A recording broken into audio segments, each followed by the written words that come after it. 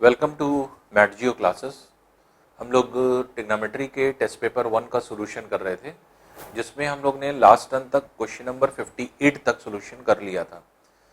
आज हम लोग क्वेश्चन नंबर 59 से सोल्यूशन करेंगे। क्वेश्चन देखिए क्या है कि 60 मीटर ऊंचे एक भवन की चोटी से एक मीनार के शीर्ष तथा पाद के अवनमन कोण 30 डिग्री और 60 डिग्री एंगल ऑफ डिप्रेशन किसी एक मीनार से, किसी एक बिल्डिंग से देखा जा रहा है, बिल्डिंग के टॉप से एक मीनार को या एक टावर को।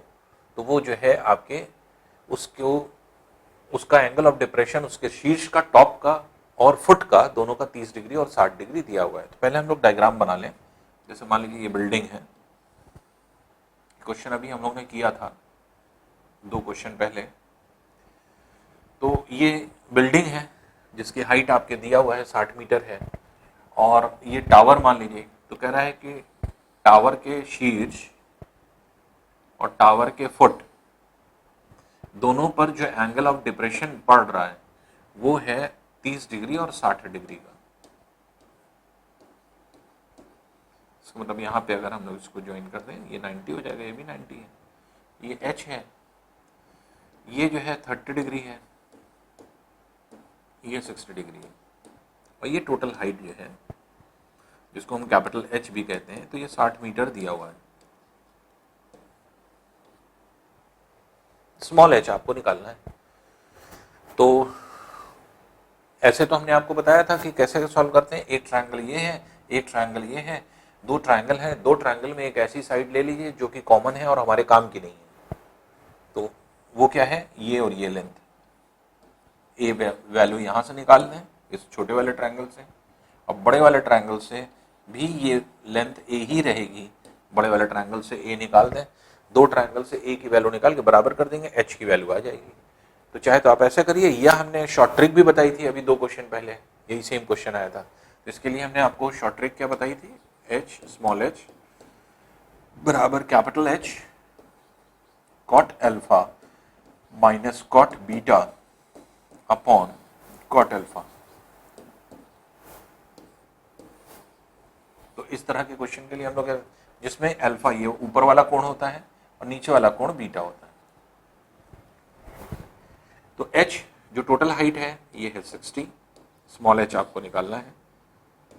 cot 45, cot 30 अल्फा की जगह, तो cot 30 means √3 minus cot beta cot 60 is 1/√3 whole upon cot alpha that is √3। अब देखिए √3 यहाँ पे एलसीएम हो जाएगा, √3 इंटू √3 3 हो जाएगा, 3 माइनस 1 दैट इज 2, 2 अपॉन √3 हो जाएगा।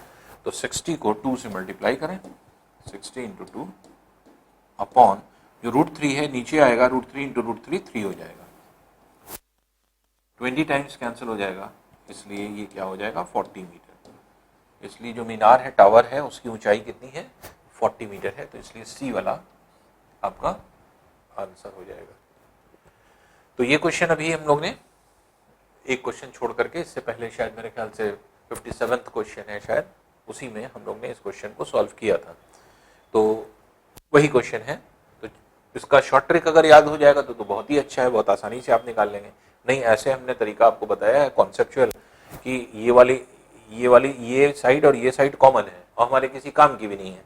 तो इस छोटे वाले ट्राइंगल से tan 30 इक्वल्स टू ये हो जाएगा 60 माइनस स्मॉल h, तो 60 माइनस स्मॉल h अपॉन ए, और ये हो जाएगा tan 60 बराबर 60 बाय जो है a। तो a की वैल्यू दोनों ट्रायंगल से निकाल के दोनों को बराबर कर दिए, या डायरेक्ट शॉर्ट ट्रिक लगाइए, दोनों से ही आपके आंसर आ जाएंगे।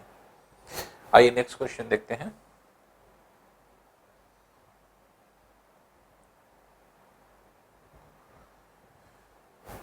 नेक्स्ट क्वेश्चन है 45 डिग्री के सूर्य के उन्तांश की अपेक्षा 60 डिग्री सूर्य के उन्तांश समतल खड़े एक स्तंभ की छाया 50 सेंटीमीटर कम पाई जाती है। स्तंभ की ऊंचाई कितनी है? अब ये सब क्वेश्चन बहुत बार आप कर चुके हैं, तो इसलिए कोई बहुत ज्यादा प्रॉब्लम नहीं होना चाहिए।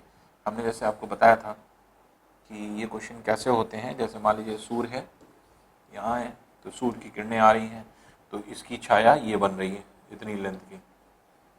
फिर सपोज कर लीजिए सूर्य यहाँ पहुँच गया, अब इस पॉइंट की छाया यहाँ बनने लगेगी, इसके मतलब अब लेंथ इतनी हो जाएगी।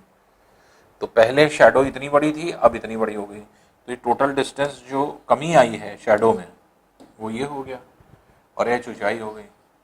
ये अगर अल्फा है और ये बीटा है, तो इसके लिए भी हमने शॉर्ट ट्रिक आपको बताई थी। अल्फा बीटा दिया हुआ है, तो इसके लिए हमने आपको ट्रिक क्या बताई थी, D is equals to H cot alpha minus cot beta. ये हम लोग का ट्रिक थी। हमें एच निकालना है, डिस्टेंस कितना कम हुआ है डी छाया में, वो 50 सेंटीमीटर है, 50 सेंटीमीटर कम हुआ है।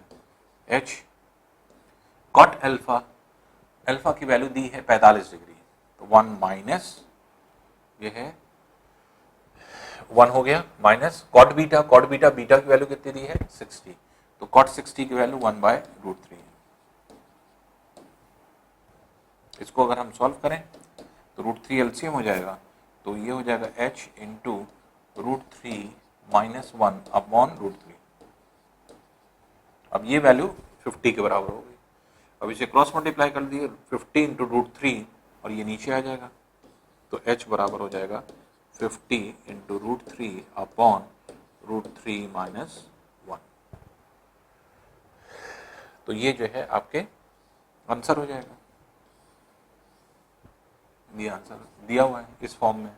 अगर नीचे से रूट हटाएगा तब आंसर क्या हो जाएगा, तब यही आंसर क्या हो जाएगा, √3 कॉन्जुगेट अगर हम इससे ऊपर नीचे मल्टीप्लाई कर दें तो नीचे 2 आ जाएगा, तो ये हो जाएगा 50 √3 इंटू √3 प्लस 1 अपॉन 2, क्योंकि a minus B into A plus B, A square minus B square, 3 minus 1 2 हो जाएगा, 225 टाइम्स कैंसिल हो जाएगा, तो 25 √3 ब्रैकेट में √3 प्लस 1 भी आंसर हो सकता है।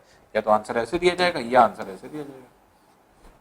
अब क्योंकि आंसर ऐसे दिया गया है इसलिए हम लोगों को आगे करना ही नहीं है, सोल्यूशन करने की जरूरत ही नहीं है, बस इसी को क्रॉस मल्टीप्लाई कर दिए, 50 इंटू √3 ये ऊपर आ जाएगा और √3 माइनस 1 ये नीचे आ जाएगा क्रॉस मल्टीप्लाई होकर, तो इसलिए आंसर आपका बी वाला हो जाएगा। आइए नेक्स्ट क्वेश्चन देखते हैं।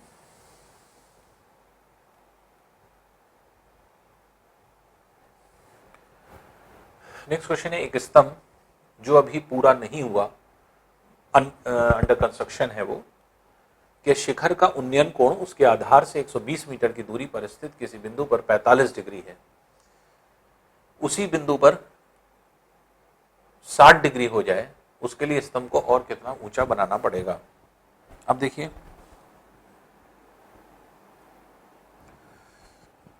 इसको अगर हम लोग बनाएं,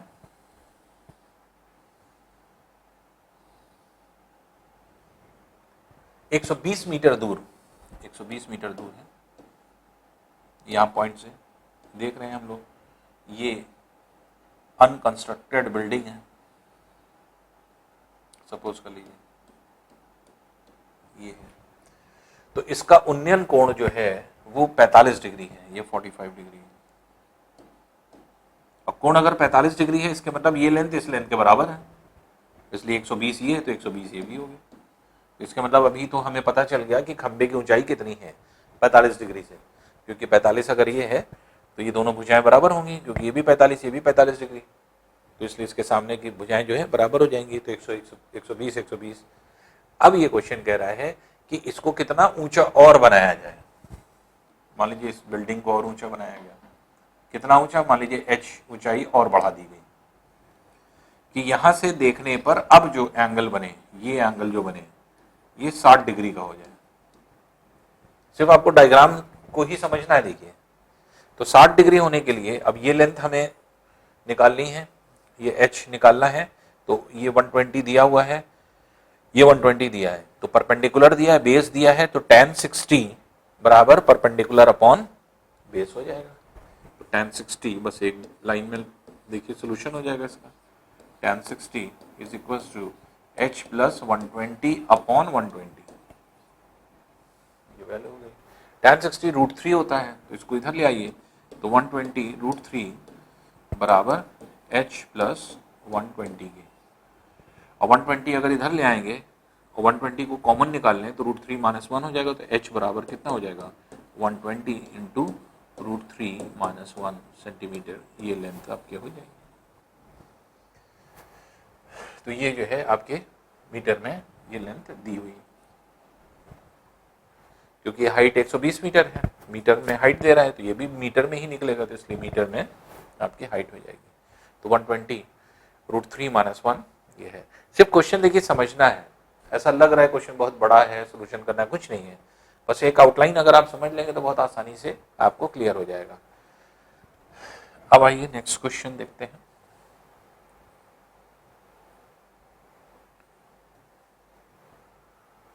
नदी के एक किनारे पर खड़े स्तंभ का दूसरे किनारे पर उन्नयन कोण 60 डिग्री है। किनारे के लंबवत 30 मीटर चलने पर ये 30 डिग्री पाया जाता है। नदी की चौड़ाई कितनी है?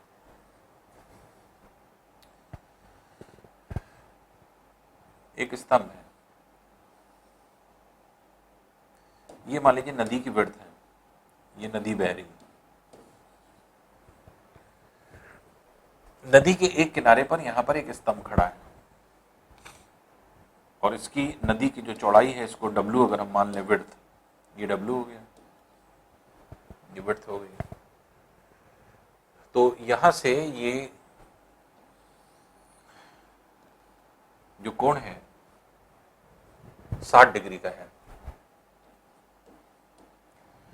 अब नदी से दूर कह रहा है 30 मीटर चलने पर, 30 मीटर और इधर आ जाएंगे, 30 मीटर और आ जाएंगे तो ये एंगल जो हो जाएगा ये कितना हो जाएगा 30 डिग्री का हो जाएगा।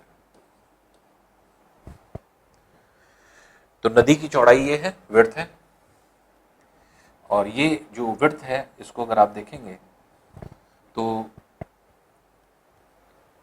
ये चौड़ाई है, तो इसको हमने विड्थ W मान लिया है, इसी को आपको कैलकुलेट करना है।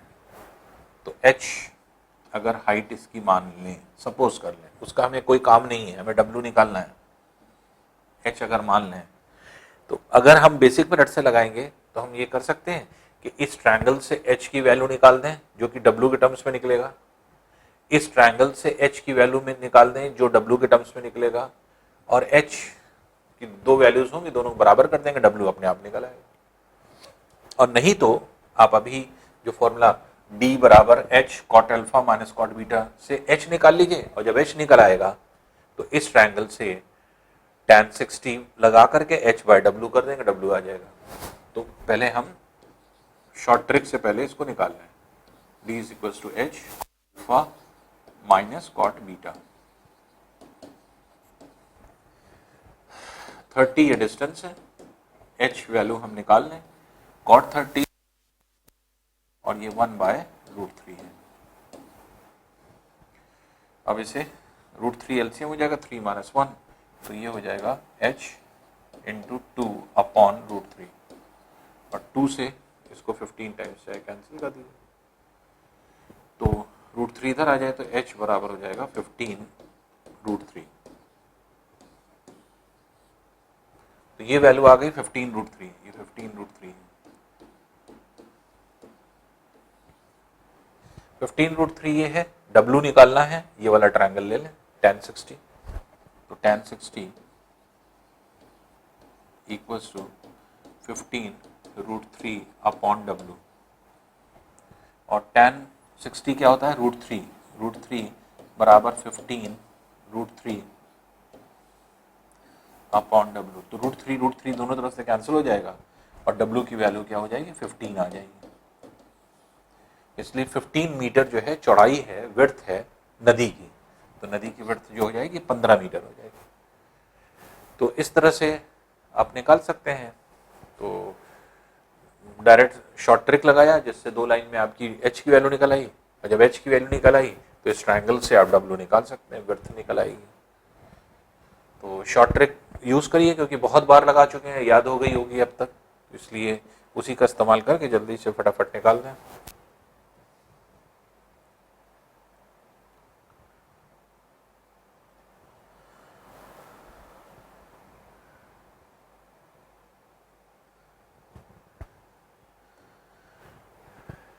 नेक्स्ट है देखिए 200 मीटर ऊंचाई की पहाड़ी के शीर्ष से एक मीनार के शीर्ष तथा तली के अवनमन कोण 30 डिग्री और 60 डिग्री है। मीनार की ऊंचाई कितनी है? अभी जस्ट हम लोग ने जैसे क्वेश्चन किया,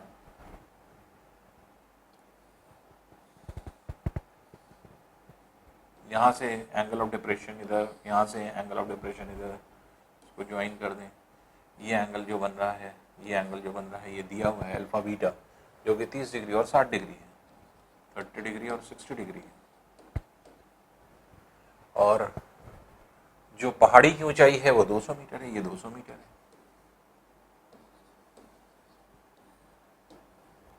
और मीनार की ऊंचाई h निकालना है ये। तो h निकालने के लिए फॉर्मूला क्या था? h is equals to capital H cot alpha minus cot beta upon cot alpha. इस फॉर्मूले का इस्तेमाल करते थे हम लोग, इसी को डायरेक्ट लगा दीजिए, h निकल आएगा। तो h is equals to 200 into cot alpha, alpha की वैल्यू कितनी 30, तो ये हो गया √3 कॉट 60 1/√3 अपॉन √3। √3 एलसीएम हो जाएगा तो 3 - 1 2 हो जाएगा ऊपर, तो ये हो जाएगा 200 इंटू 2 अपॉन √3 नीचे आ जाएगा, √3 इंटू √3 3 हो जाएगा। तो यही आंसर हो जाएगा, h बराबर 400/√3 मीटर।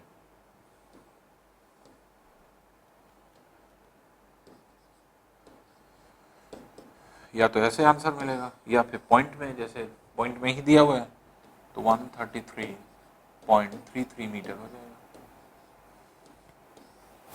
अगर मीटर में आंसर दिया हुआ है तो ये मीटर में आंसर है।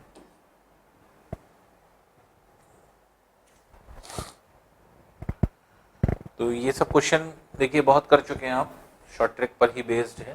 थोड़ा सा अगर जो है देख लेंगे तो आसानी से इस तरह के क्वेश्चन निकालने लगेंगे आप।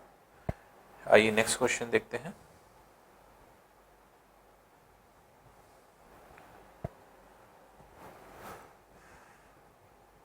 एक मीनार का शिखर किसी बिंदु पर जो उसके आधार के तल पर अल्फा कोण बनाता है और एक दूसरा बिंदु पर जो पहले बिंदु से h मीटर ऊपर है, मीनार के आधार का अवनमन कोण बीटा बनाता है। मीनार की ऊंचाई कितनी है?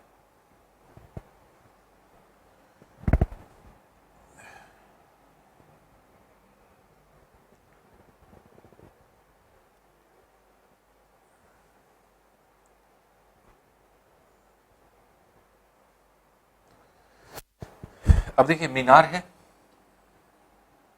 एक पॉइंट पर, एक पॉइंट है, यहां पर जो एंगल बनाता है ये कह रहा है ये अल्फा है, ये अल्फा है, और कह रहा है कि angle of depression from the top of the tower to another point which is h meter above first point is beta. अब यहां से h मीटर की ऊंचाई पे, क्योंकि क्वेश्चन को अगर आप पढ़ेंगे तो एक मीनार का शिखर किसी बिंदु पर, मीनार ये है, मीनार का शिखर किसी बिंदु पर जो उसके आधार के तल पर अल्फा कोण बनाता है और एक दूसरा बिंदु पर जो पहले बिंदु से h मीटर ऊपर है, तो पहले बिंदु से h मीटर ऊपर है, मीनार के आधार का अवनमन कोण बीटा है। तो एक दूसरे बिंदु से, इस बिंदु से मीनार के आधार का अवनमन कोण ये एंगल जो है ये बीटा है, इसका मतलब ये बीटा है। तो कह रहा है कि मीनार की ऊंचाई ज्ञात कीजिए। तो मीनार की ऊंचाई आपको निकालना है, इसका मतलब ये h हाइट आपको कैलकुलेट करना है। तो इसमें देखिए वही कर रहे हैं, दो ट्रायंगल बन रहा है, एक ये कॉमन जो है आपके साइड है जिसका हमें कोई काम नहीं है, और ये इसी की वैल्यू हम इससे भी निकाल दें, इसी की वैल्यू इससे भी निकाल दें, और जो है आपके h की वैल्यू आ जाएगी। तो इस तरह से अगर हम निकालें तो पहले अगर हम बड़ा वाला ट्रायंगल लेते हैं तो ये हो जाएगा tan alpha equals to capital H by a. इसके मतलब कि a की वैल्यू हो गई capital H upon tan alpha, ये a की वैल्यू आ गई। दूसरे वाले से a की वैल्यू निकालते हैं, छोटे वाले ट्रायंगल से, तो tan beta equals to small h upon a, इसलिए a बराबर हो जाएगा h अपॉन tan बीटा। ये हो गया a, जिसका हमें कोई काम नहीं है, दोनों ट्रायंगल से a की वैल्यू निकाला है, इसको इसके बराबर कर दें, तो h बराबर h upon tan alpha equals to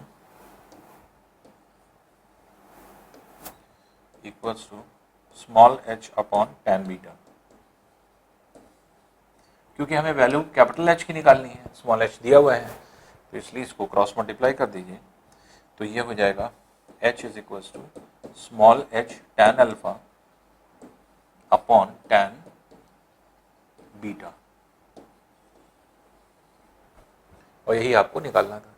तो सिर्फ दो सिंपली जो है ट्रायंगल का आपको यूज करना है, तो ये सी वाला आंसर उसका हो जाएगा। तो मेनली अगर आप देखेंगे क्वेश्चन में, तो क्वेश्चन जो आपको किया कराया जा रहा है या दिया जा रहा है, उसमें कुछ है नहीं, बस डायग्राम अगर आपने बना लिया, और हमने आपको हमेशा बताया है कि जब भी दो ट्रायंगल्स हों, तो दो ट्रायंगल जब भी बने तो हमेशा एक ऐसी भुजा को देखिए, एक ऐसे साइड को देखिए जो आपके काम की नहीं है और दोनों में मौजूद है, उसी को दोनों ट्रायंगल से निकाल करके बराबर कर दीजिए। तो ए जो है ये इस बड़े वाले ट्रायंगल में भी है और छोटे वाले ट्रायंगल में भी है, इसलिए ए की वैल्यू इससे भी निकाली, ए की वैल्यू इससे भी निकाली, ए की वैल्यू निकाल के दोनों वैल्यूज को बराबर कर दिया, कैपिटल एच की value in terms of small h alpha beta आ गई, तो ये वाली वैल्यू हो जाएगी। आइए नेक्स्ट क्वेश्चन देखते हैं।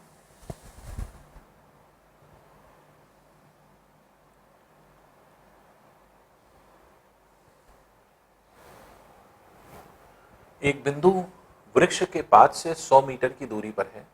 वृक्ष के शीर्ष से बिंदु का अवनमन कोण 45 डिग्री नापा गया। तो वृक्ष की ऊंचाई कितनी है?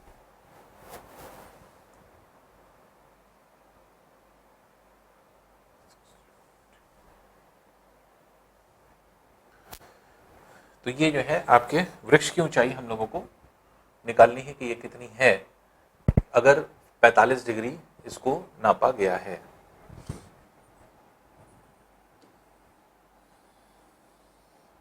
एक वृक्ष है, ये मान लीजिए, सपोज कर लीजिए ये वृक्ष,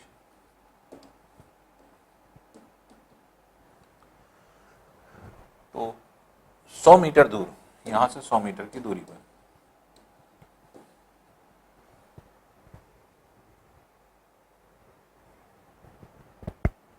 इसका जो एंगल ऑफ एलिवेशन है वो 45 डिग्री है। ये 45 डिग्री कह रहा है। वृक्ष के शीर्ष से बिंदु का अवनमन कोण 45 डिग्री है, तो इसका मतलब वृक्ष के शीर्ष से जब ये बिंदु को देखा गया तो ये अवनमन कोण जो है वो 45 डिग्री था, तो ये 45 है तो ये भी 45 हो जाएगा। 45 है तो वृक्ष की ऊंचाई आपको निकालना है, एच की वैल्यू निकालना है। तो देखिए कैलकुलेशन करिए या ना करिए वैसे भी निकल आएगा, तो अगर आप करना चाहें तो करके देख लें। tan 45 equals to h upon 100। tan 45 की वैल्यू 1 होती है, h अपॉन 100, इसलिए h की वैल्यू कितनी हो जाएगी? 100 हो जाएगी। और ये सब कैलकुलेशन करने की कोई ज़रूरत नहीं, क्यों? क्योंकि हमने आपको बताया अगर ये 45 डिग्री है तो ये साइड इस साइड के बराबर होती है, तो जब ये 100 दिया हुआ है तो ये भी क्या हो जाएगा? ये भी 100 हो जाएगा। तो कोई कैलकुलेशन की कोई चीज़ लगाने की ज़रूरत नहीं है, क्योंकि एंगल ही बताया दे रहा है। जो लेंथ है वो कितनी हो जाएगी, इसकी हाइट, तो वो हो जाएगी 100 मीटर। तो ये एंगल की वजह से आसान हो गया, क्योंकि 100 अगर ये है तो 100 वो भी हो जाएगी, कैलकुलेशन करने की कोई ज़रूरत नहीं पड़ेगी। आइए नेक्स्ट क्वेश्चन देखते हैं।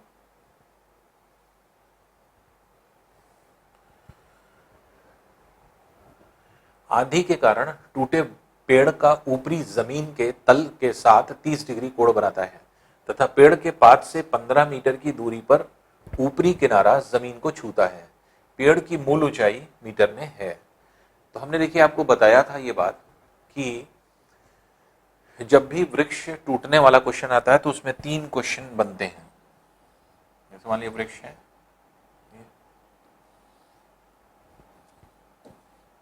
ए बी सी, तो पहले हाइट AC थी वृक्ष की, ये BC पार्ट टूट करके गिर गया, C यहां आ गया, तो BC पार्ट टूट करके गिर गया, तो इसके मतलब अब वृक्ष इस तरह से पड़ा हुआ है। तो 3 क्वेश्चन पूछे जाते हैं, कितनी ऊंचाई से टूटा वृक्ष, तो AB लेंथ बताएंगे हम। टूटे हुए भाग की लंबाई अगर पूछा जाए तो BC लेंथ है, जो कि ये लेंथ हम निकाल देंगे। और अगर ये पूछा जाएगा टूटने से पहले वृक्ष की ऊंचाई कितनी थी, जो कि इसमें पूछ रहा है, तो हमें AB प्लस BC, इसके मतलब AB और BC दोनों निकालना पड़ेगा। तो इसलिए यहां पे अगर आप देखें तो 30 डिग्री ये कोण है और 15 मीटर की दूरी पर ये गिरा है इसका वृक्ष। तो हमें टोटल लेंथ निकालना है इसको। तो अगर हमें टोटल लेंथ निकालना है तो ये अगर हम A मान लें और इसको B मान लें, तो जो ये BA है वही BA भी है, तो A प्लस B हमें आंसर हो जाएगा। तो टोटल हाइट जो है वो A प्लस B हो जाएगा। तो A की वैल्यू निकाल दें, B की वैल्यू। तो पहले A की वैल्यू निकालते हैं इन दोनों की हेल्प से। ये 2 वैल्यूज पता है, तो परपेंडिकुलर निकालना है, बेस दिया हुआ है, क्या लगा दें, tan 30 से A की वैल्यू निकल आएगी, A अपॉन 15। tan 30 1/√3 होता है, 15 को इधर ले आइए तो A बराबर हो जाएगा 15/√3। A की वैल्यू निकल आई। अब B की वैल्यू निकाल दें। B निकालना है हाइपोटेन्यूज, बेस दिया हुआ है, तो बेस और हाइपोटेन्यूज से कौन सा रेशियो बनता है, cos 30 लगा दें। तो cos 30 बराबर 15 अपॉन बेस। cos 30 की वैल्यू √3/2 बराबर 15/b। b क्रॉस मल्टीप्लाई कर दें तो b बराबर हो जाएगा 30 अपॉन √3।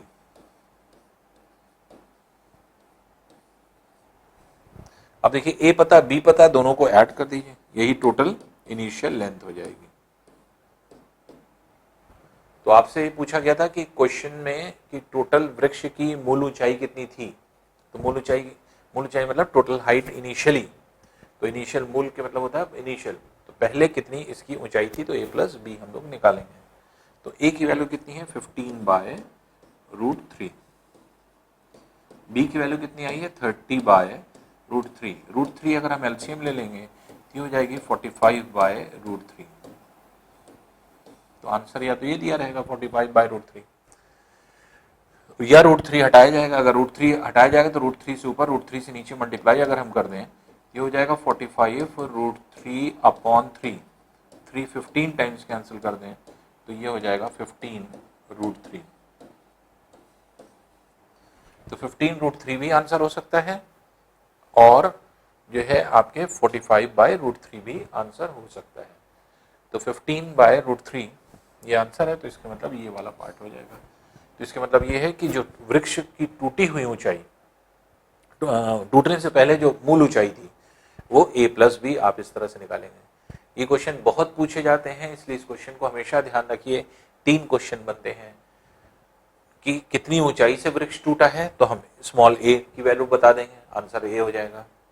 पूछा जाएगा कि टूटे हुए भाग की लंबाई कितनी है, तो हम आंसर बता देंगे B हो जाएगा, तब ये B हो जाता है।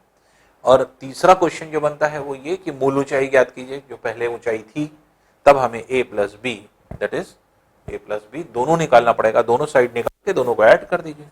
जब दोनों ऐड कर देंगे तो हमारा क्वेश्चन जो है आपके बन जाता है। तो इस तरह से जो है हम लोग क्वेश्चन को इसको निकालते हैं।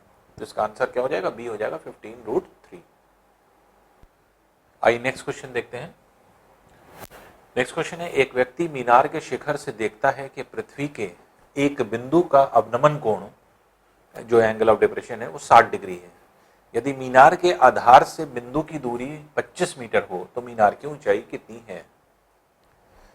तो देखिए क्वेश्चन में सिंपली ये दिया हुआ है कि एक मीनार है, सपोज कर लीजिए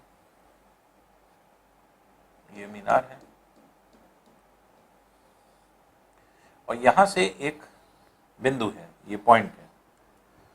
इस पॉइंट पर एंगल ऑफ डिप्रेशन जो दिया हुआ है ये दिया है 60 डिग्री का, अवनमन कोण 60 डिग्री है इस बिंदु को देखने पर ऊपर से। तो ये 60 है तो ये भी 60 हो जाएगा।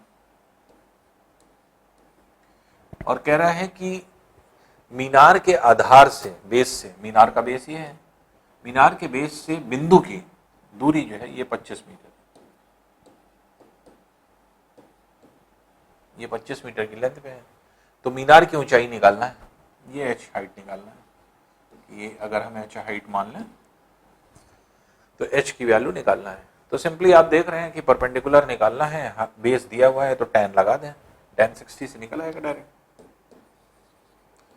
tan 60 equals to h upon 25 और tan 60 इज √3 बराबर h अपॉन 25, क्रॉस मल्टीप्लाई करने पर h बराबर हो जाएगा 25 √3 मीटर।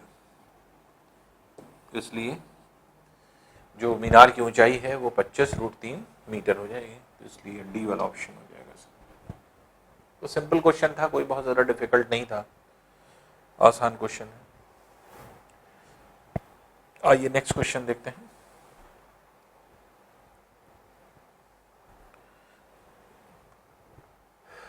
एक किसी ऊंचाई पर उड़ते हवाई जहाज का उन्नयन कोण 60 डिग्री का है जो 10 सेकंड बाद 30 डिग्री हो जाता है। यदि जहाज समतल तल से 2400 मीटर ऊंचाई पर उड़ रहा हो तो जहाज की चाल ज्ञात कीजिए। देखिए इस तरह का क्वेश्चन आप कर भी चुके हैं।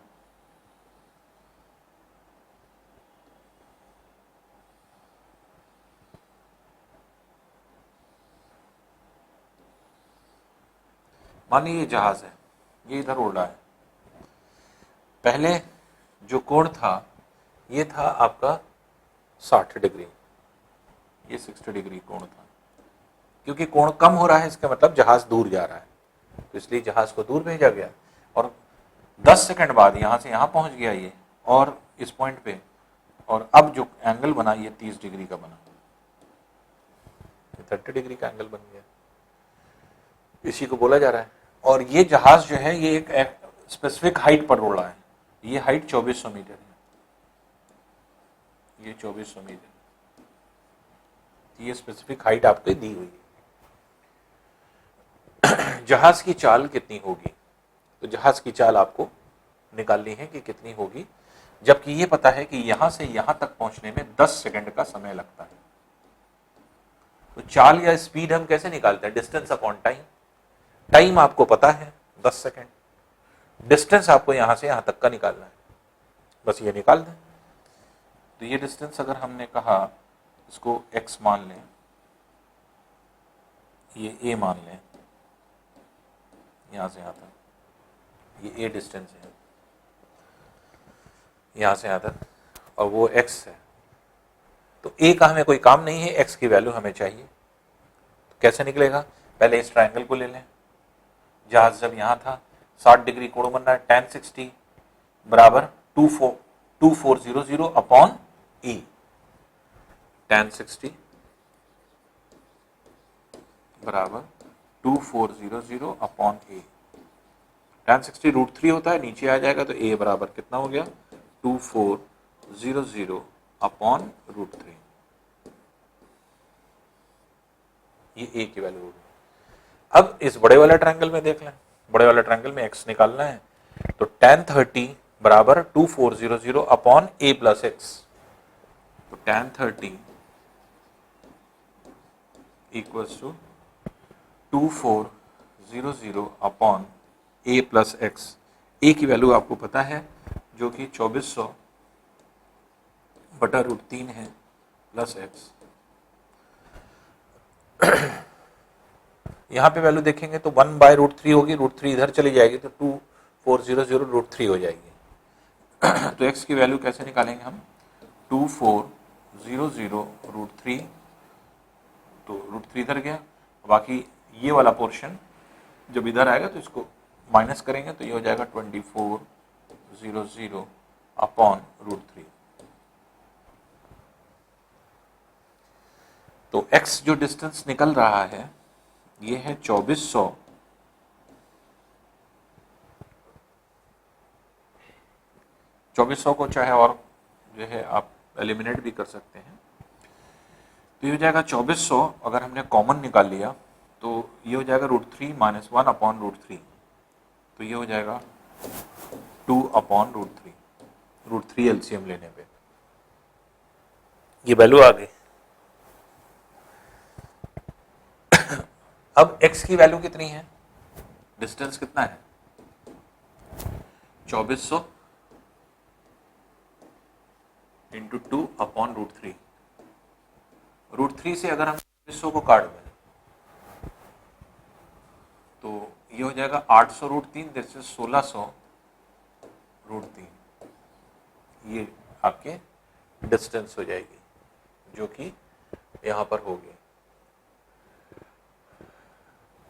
तो 1600 √3 जो है ये डिस्टेंस आ रही है इसको कैलकुलेट करने पर। जब ये डिस्टेंस आ गई, टाइम आ गया, तो हम क्या निकाल लेंगे, हम इसका जो है आपके चाल निकाल सकते हैं स्पीड। और स्पीड किस में निकालना है, किलोमीटर प्रति घंटे में निकालना है, क्योंकि जो आंसर दिए हुए हैं वो किलोमीटर प्रति घंटे में है।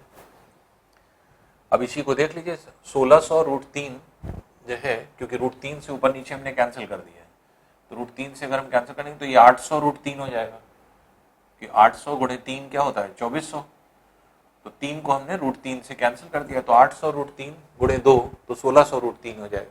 तो डिस्टेंस 1600 √3 हो गया और टाइम कितना हो गया 10 सेकेंड्स। तो अब देखिए कैसे इसको जो है हम लोग कैलकुलेट करेंगे स्पीड को।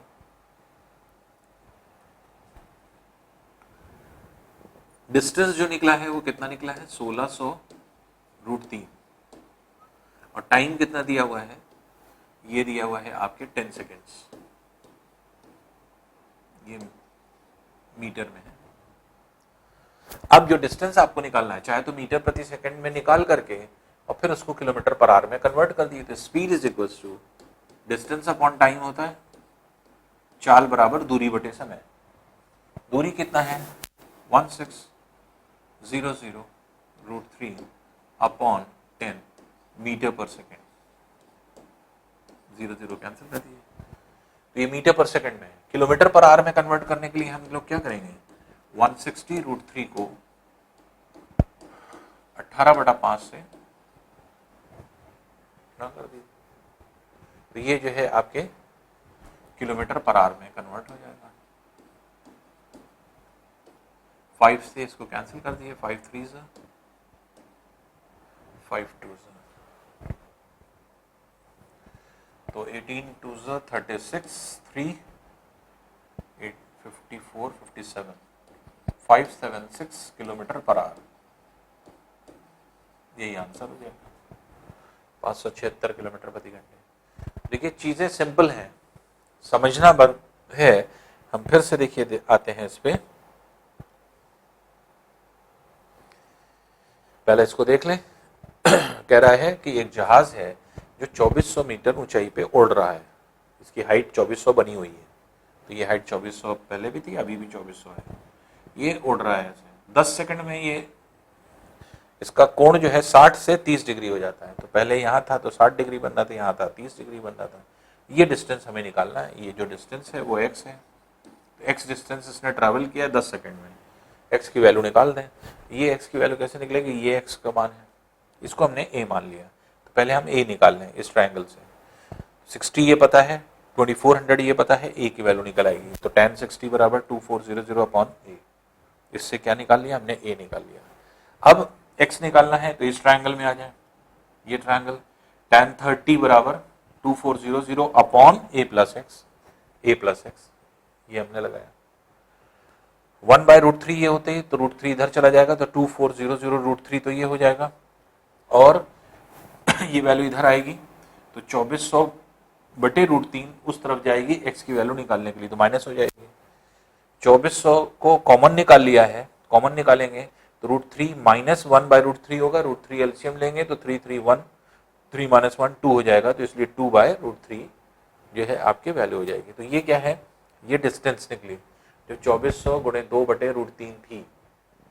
अब 3, इसको 800 गुणे 3 लिख सकते हैं, तो 800 गुणे 3 में √3 से 3 को कैंसिल कर दिया, √3 टाइम्स, तो 800 √3 हो गया, 800 √3 गुणे 2 1600 √3, ये तो डिस्टेंस निकल आई। तो 1600 √3 डिस्टेंस है, 10 सेकंड टाइम है। इसी को हम लोग ने जो है सॉल्व कर लिया। तो ये सॉल्यूशन हो गया। तो डिस्टेंस कितनी निकली 1600 √3, टाइम कितना निकला 10 सेकंड निकला, तो इसलिए speed is equal to distance upon time आपने लगा दिया, तो 576 किलोमीटर प्रति घंटे की स्पीड हो गई। तो ये आपको जो है एक तरह से इस तरह के क्वेश्चन जो है अक्सर आते हैं, प्रैक्टिस कर लेंगे तो बहुत ज्यादा समय नहीं लगना है, सिर्फ आपको देखने में आपके टाइम लग रहा है, लेकिन कैलकुलेशन में बहुत ज्यादा टाइम नहीं लगना, मुश्किल से 30 सेकंड से ज्यादा इस क्वेश्चन को करने में नहीं लगेगा, तो आसानी से आप निकाल लेंगे। क्योंकि भाई कुछ क्वेश्चंस ऐसे होंगे जहां पे आपको कैलकुलेशन करना होगा, हर जगह ट्रिक नहीं मिलती है, और ट्रिक अगर निकालना भी चाहेंगे तो क्योंकि 2 स्टेप में है, पहले डिस्टेंस निकाले फिर टाइम निकाले, तो उससे थोड़ा सा लेंदी हो जाता है, तो इसलिए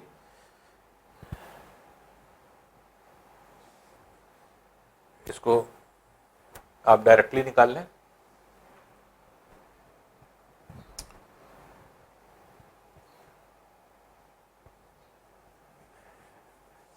देखिए उस समय सूर्य के उन्नयन कोण एंगल ऑफ एलिवेशन का मान क्या होगा जब एक स्तंभ की छाया उसकी कुल ऊंचाई की 1/√3 गुनी लंबी है।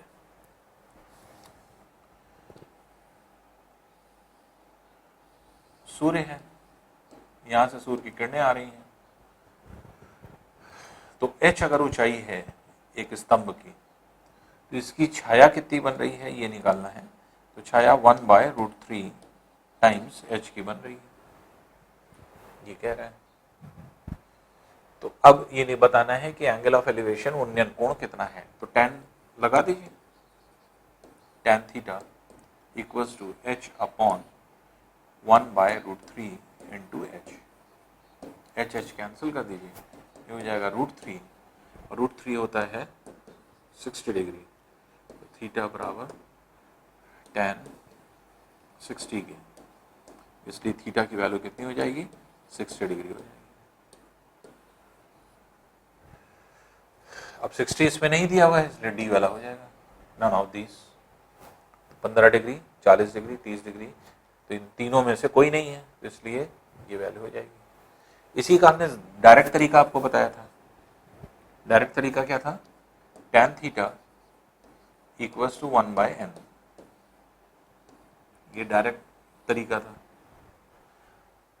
n क्या है, जितना गुना जो है आपकी परछाई हो रही है उसको n की जगह रख दीजिए, डायरेक्ट निकल आएगा। तो ये सब डायग्राम बनाने की जरूरत ही नहीं। थीटा बराबर 1/1/√3, √3 ऊपर चला जाएगा, tan थीटा इक्वल्स टू √3 जो कि tan 60 के बराबर होगा, इसलिए थीटा बराबर 60 डिग्री के आ जाएगा, ये वैल्यू हो जाएगी।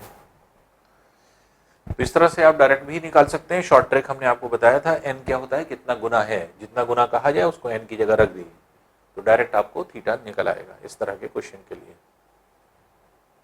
आइए नेक्स्ट क्वेश्चन देखते हैं।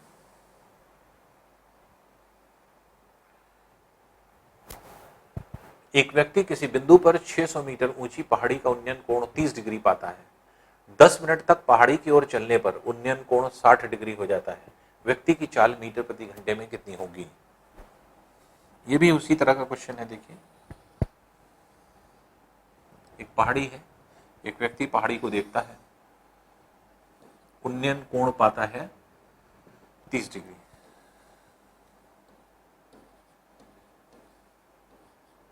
यहां से चल रहा है, अभी कह रहा है 10 मिनट तक चलने पर पहाड़ी की ओर चलता है, 10 मिनट तक गया, मान लीजिए यहां तक पहुंचा, अब यहां से ये कोण 60 डिग्री का हो गया, तो यहां से यहां तक ये कितनी देर में आया? 10 मिनट में आया।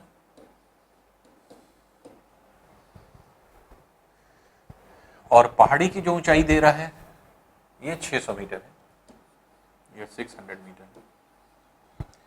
तो डी डिस्टेंस कैसे हम लोग निकालते थे शॉर्ट ट्रिक से, तो डी डिस्टेंस निकाल लें, तो यहाँ से यहाँ तक गया है, डी की वैल्यू निकाल लें, तो ये दूरी हो गई, समय पता है, और दूरी बटे समय से क्या निकल आएगा, चाल निकल आएगी, स्पीड निकल आएगी। तो पहला डिस्टेंस निकाल लें शॉर्ट ट्रिक से, D is equal to H cot alpha minus cot beta, formula लगा दीजिए। तो डी इक्वल्स टू एच की वैल्यू 600 है, cot alpha cot 30 cot beta 61/√3। तो डी बराबर हो जाएगा 600 इंटू √3 एलसीएम हो गया, 3 - 1 दैट इज 2/√3। √3 से अगर हम इसे कैंसिल कर दें तो 200√3 हो जाएगा ये, इसलिए डिस्टेंस जो आ रहा है ये है 400√3 मीटर। अब यहां से यहां तक ये डिस्टेंस है 400√3 मीटर, ये कितने देर में ट्रैवल किया है, 10 मिनट में ट्रैवल किया है। तो स्पीड आपको बतानी है, तो मीटर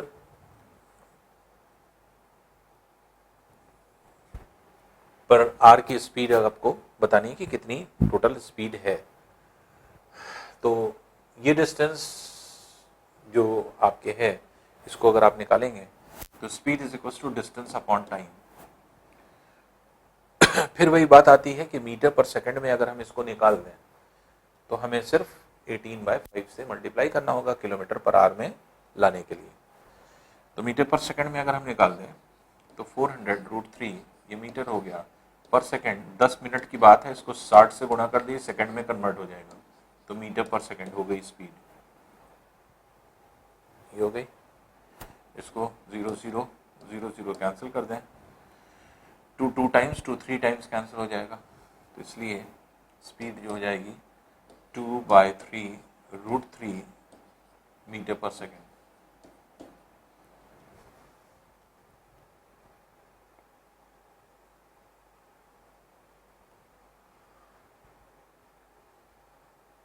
अब इसे किलोमीटर पर आवर में कन्वर्ट कर लें, तो किलोमीटर पर आवर में अगर हम स्पीड को कन्वर्ट कर रहे हैं तो ये हो जाएगी 2/3√3 इंटू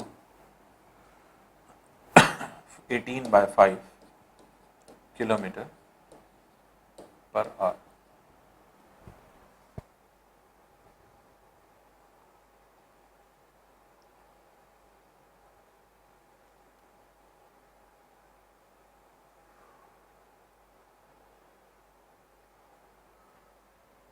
ओ सॉरी, एक मिनट, देखिए यहाँ पे किलोमीटर पर आवर में इसको कन्वर्ट नहीं करना है, तो अननेसेसरी क्यों बढ़ाएं इसको। आंसर जो निकालना है मीटर प्रति घंटे में निकालना है, मीटर पर आवर में निकालना है, मीटर पर आवर। तो मीटर पर आवर में क्योंकि निकालना है, मीटर में यही है, समय खाली उसमें रख दें। तो speed is equal to meter कितना है 400√3 मीटर, यही है। और समय किस में रखना है, समय रखना है 10 मिनट है, अगर हम 60 से इसको डिवाइड कर दें तो आर में कन्वर्ट हो जाएगा, 60 से डिवाइड करने पर 0 0 कैंसिल कर दीजिए, 6 ऊपर चला जाएगा, 6 × 4 ये हो जाएगा 24, 2400√3 metre per hour. Kilometre per hour में नहीं निकालना था हम, क्योंकि हमसे गलती ये हो रही थी कि हमने ध्यान नहीं दिया, किलोमीटर पर आवर में हम निकाल के मीटर पर सेकंड में निकाल के किलोमीटर पर आवर में कन्वर्ट कर रहे थे, जबकि मीटर पर आवर में दे रहा है। तो इसलिए हमें कोई कन्वर्जन करने की जरूरत ही नहीं, मीटर पर सेकंड में निकालने की जरूरत ही नहीं, सीधे सीधे मीटर में आप डिस्टेंस रखें, क्योंकि चाल बराबर दूरी बटे समय है, और समय को घंटे में रख दीजिए, 10 मिनट दिया हुआ है, उसको 60 से डिवाइड कर दीजिए तो घंटे में कन्वर्ट हो जाएगा, 6 ऊपर गया तो ये हो जाएगा 2400√3 मीटर पर आवर। तो ये जो है स्पीड हो जाएगी उस व्यक्ति की। आइए अब नेक्स्ट क्वेश्चन देखते हैं।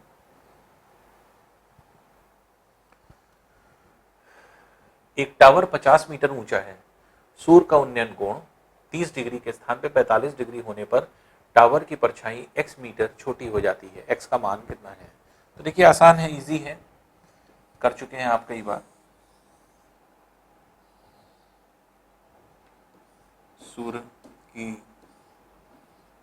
का कोण जो बदलता है उससे पहले एंगल कितना बना, 30 डिग्री बना, फिर 45 डिग्री बन गया, जिसकी वजह से परछाई में जो डिस्टेंस है d, इसी को x दे रहा है। परछाई में कमी कितनी आ गई, x की। तो x का मान आपको निकालना है, जबकि ऊंचाई इसकी टावर की जो दी है वो 50 मीटर दी है, जो कि h की वैल्यू है। तो फॉर्मूला क्या लगाते थे हम लोग, d is equals to h cot alpha minus cot beta. बस इसी शॉर्ट ट्रिक से निकाल देंगे। dx दिया हुआ है, यही निकालना है आपको। h दिया है 50 मीटर, cot 30 की वैल्यू हो जाएगी √3 माइनस cot बीटा cot 45 की वैल्यू 1 हो जाएगी। भाई यही आंसर हो जाएगा।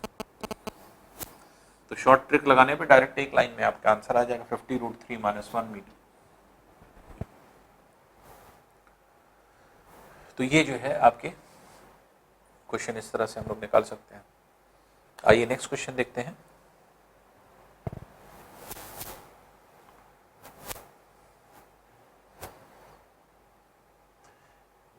एक समतल मैदान में एक मीनार और एक खंबा एक दूसरे से कुछ दूरी पर स्थित है। मीनार के पाद से खंबे के शीर्ष का उन्नयन कोण 30 डिग्री, अगर मीनार के शीर्ष से खंबे के आधार का अवनमन कोण 60 डिग्री हो तो मीनार की ऊंचाई खंबे की तुलना में कितनी होगी। अब देखिए इसमें मीनार की ऊंचाई बड़ी है, खंबा छोटा होगा। अब जैसे कह रहा है कि मीनार के पाद से खंबे के शीर्ष का उन्नयन कोण, मीनार के पाद से इसका उन्नयन कोण, ये जो है कह रहा है 30 डिग्री का है।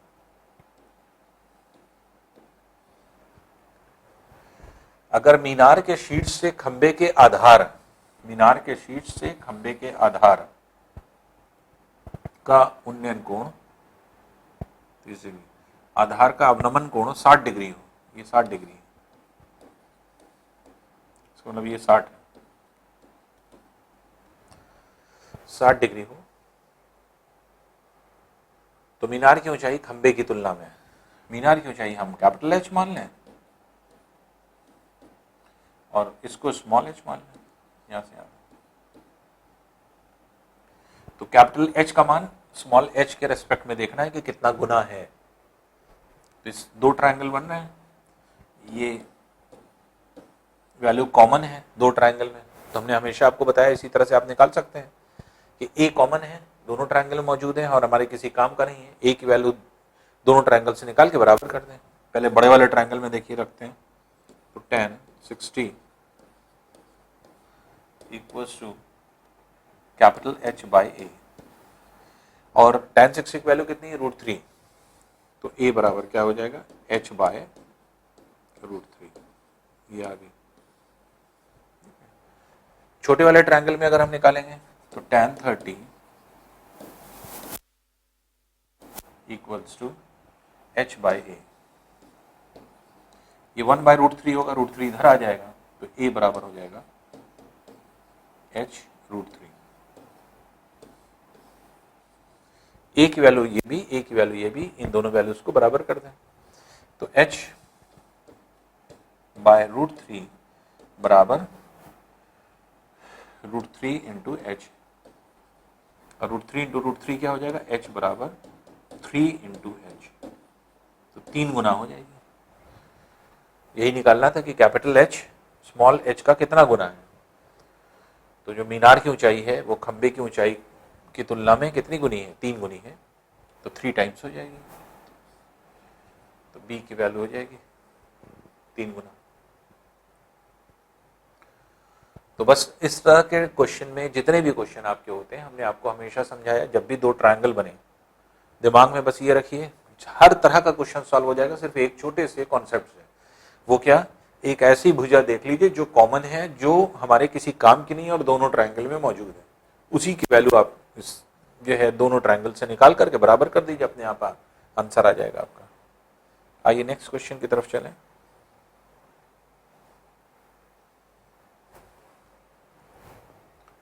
एक मीनार का शिखर किसी बिंदु पर जो उसके आधार के तल पर है अल्फा कोण बनाता है, और एक दूसरा बिंदु पर जो पहले बिंदु से उतनी ही दूरी पर है जितना पहला बिंदु मीनार के पाद से है, बीटा कोण बनाता है। निम्न में से क्या सत्य है?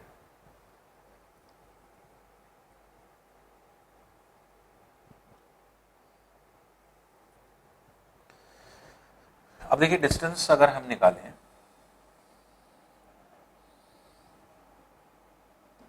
क्वेश्चन ये कह रहा है कि एक बिंदु है जो मीनार के से कुछ दूरी पर, फुट से, डी डिस्टेंस पे, अगर मान लीजिए डी डिस्टेंस पे से ये कोण बनाता है alpha.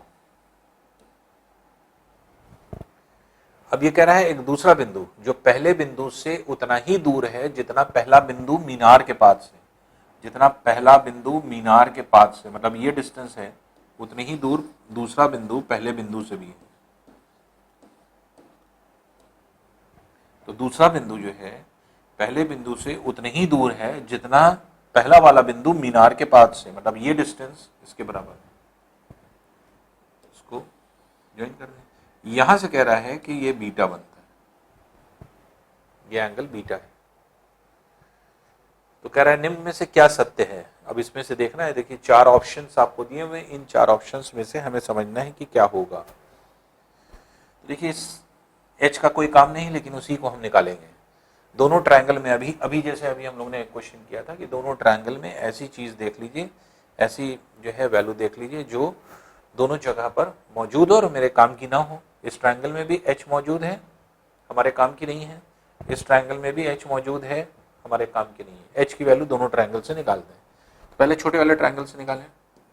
tan alpha equals to H upon D,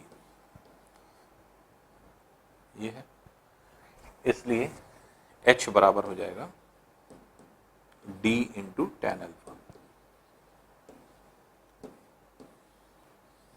एक वैल्यू ये हो गई। फिर tan बीटा निकालें, तो tan beta equals to h upon 2d, tan beta हो गया। तो h की वैल्यू का कोई काम नहीं है, इसलिए h बराबर हम रख दें 2d tan बीटा। h को हमने एलिमिनेट कर दिया। d भी जो हमने दूरी माना है, सेम डिस्टेंस है, इसको चाहे d रखिए चाहे x रखिए, वो अपने आप कैंसिल हो जाएगा। तो अब h की वैल्यू ये भी, h की वैल्यू ये, दोनों को बराबर कर दीजिए। d tan अल्फा बराबर 2d tan बीटा। आप देख रहे हैं डी डी एलिमिनेट हो जाएगा। जब डी डी एलिमिनेट हो गया तो हम इससे क्या रिजल्ट निकाल सकते हैं? ये कह सकते हैं कि tan alpha equals to twice tan beta. इसके मतलब tan अल्फा की जो वैल्यू होगी वो 2 टाइम्स हो जाएगी टू tan बीटा। तो tan alpha is 2 times to tan beta. तो सी वाला जो है आपके ऑप्शन हो जाता है। तो हमेशा एक बात का ध्यान रखिएगा कि जब भी कोई क्वेश्चन आप कर रहे हो, 2 ट्रायंगल बने, क्योंकि एग्जाम में जो क्वेश्चन आते हैं 2 ट्रायंगल बनते ही बनते हैं, घुमा फिरा करके कुछ भी दिया जाए, हर क्वेश्चन में एक कॉन्सेप्ट लगता है बस। वो क्या लगता है कि 2 ट्रायंगल बने हैं, एक ऐसी भुजा को पकड़ लीजिए जो दोनों जगह मौजूद है और हमारे किसी काम की नहीं है, वही दोनों ट्रायंगल से निकाल करके उसके बराबर कर दिए, अपने आप जो है सोल्यूशन हो जाएगा। तो सिंपलेस्ट वे है, सिंपलेस्ट कॉन्सेप्ट है, बस इसी कॉन्सेप्ट को पकड़ेंगे तो फिर आसानी से इजीली आप क्वेश्चन को निकाल पाएंगे।